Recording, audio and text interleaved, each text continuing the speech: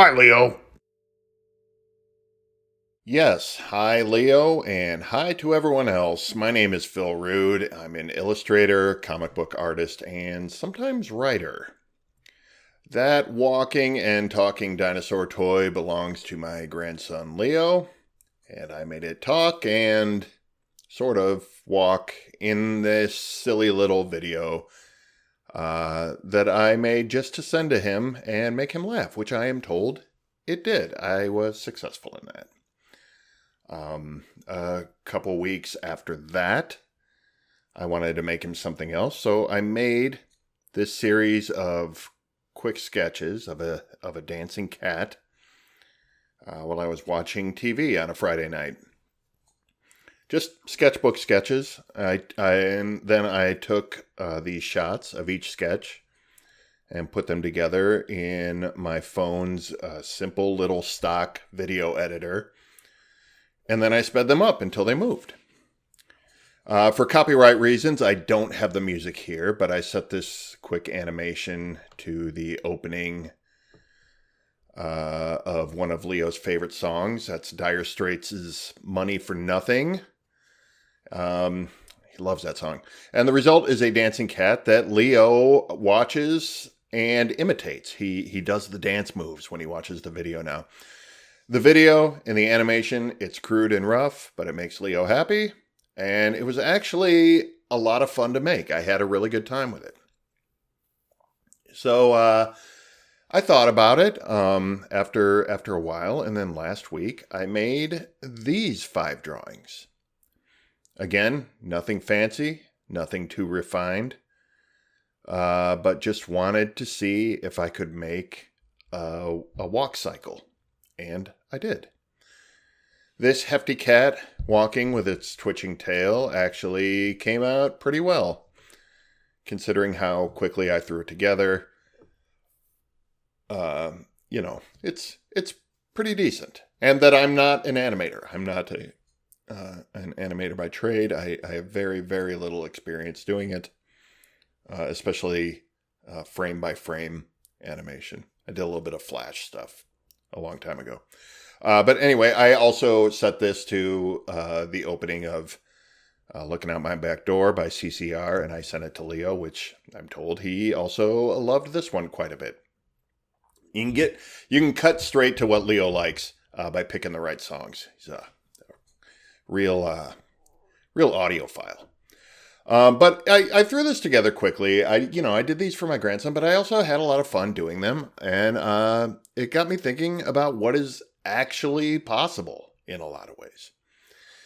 Like, what is possible for me to do with just basic tools that aren't, ideal or industry standard, but can get the job done. In terms of animation, a lot, actually. I got this simple little cycle done. And I know it's just a walk cycle. It's not like it's a story or anything fancy, but it is one more walk cycle than I had the day before I drew it. It's one of those things that compounds. You make a walk cycle. Then you think about making a scene. Then you think about making, maybe I can make a story or a short film. And you start to wonder, is it possible to do that with what I have access to? And I say, of course it is. Every project I've ever made, every comic, from a one-page story to a full graphic novel, every script, every short story, every wildly bloated manuscript for a novel that I never completed, it all started with this idea and me grabbing whatever I had access to at the time.